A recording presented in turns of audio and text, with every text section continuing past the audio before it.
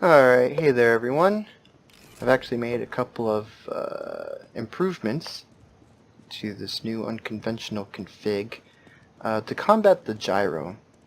The gyro always on and being rather sensitive means that every time you push the fire button it actually moves the controller a little bit. And you can get pretty good at compensating for it, but it's always going to be there, at least a little bit. So one of the ways I've done this is for knifing. So instead of having to repeatedly press the button to knife, we just slide over to the right, and it'll automatically right click for the powerful stab, and if you click the fire button in, it'll override it for a light attack. And you can release the fire button and it goes back to heavy, and as soon as you go back to center, it pulls out your last used weapon. Really nifty for quick knifing, especially backstab, which is why I have it set to right mouse. Something else I've been working on is a 3-round burst. I haven't found a nice way to implement this yet, so right now it's just by sliding to the left.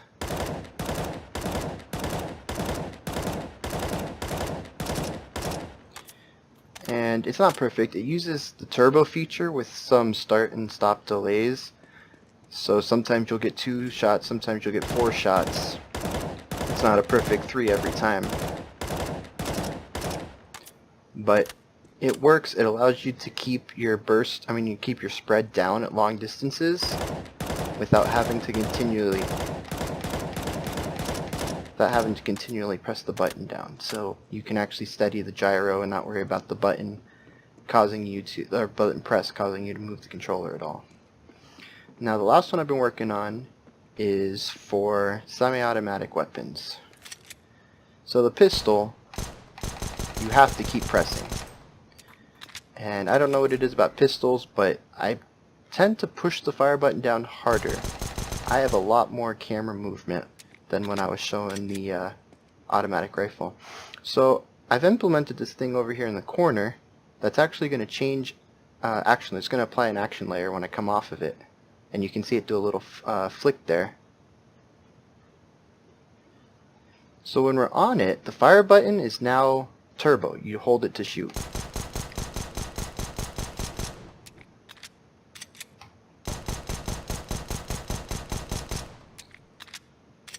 And when I turn it off, it's back to single shot.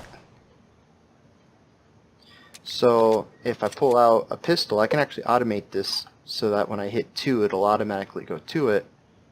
But I got the full automatic, and then when I go back, I can just turn it off and go back to that for the fully automatic weapons. So those are a couple of ways I'm trying to compensate for the gyro always being on and being at a high sensitivity. And I have a couple more ideas I'd like to try eventually. I'm working on this, constantly updating it, and eventually I think this is going to be the best config for playing a first-person shooter, as long as you don't mind taking the couple of weeks to retrain yourself. But I mean, we're all Steam controller users, and that's what we do with the controller anyways, so. Alright. Until next time, I hope you enjoy that update, and maybe it gets some of your brain juices going, and you can put down anything that you might think of in the comments, and if it's a good idea, something I think I could use, I will definitely implement it, steal it, take a little bit of it, modify it to what I need. But definitely, I've gotten a lot of ideas from the Reddit thread, and this is definitely not just me. This is a group project here. So, yeah, if you have any comments, ideas, thoughts, definitely put them down there. I'm always looking at ways to improve this. Alright, until next time then.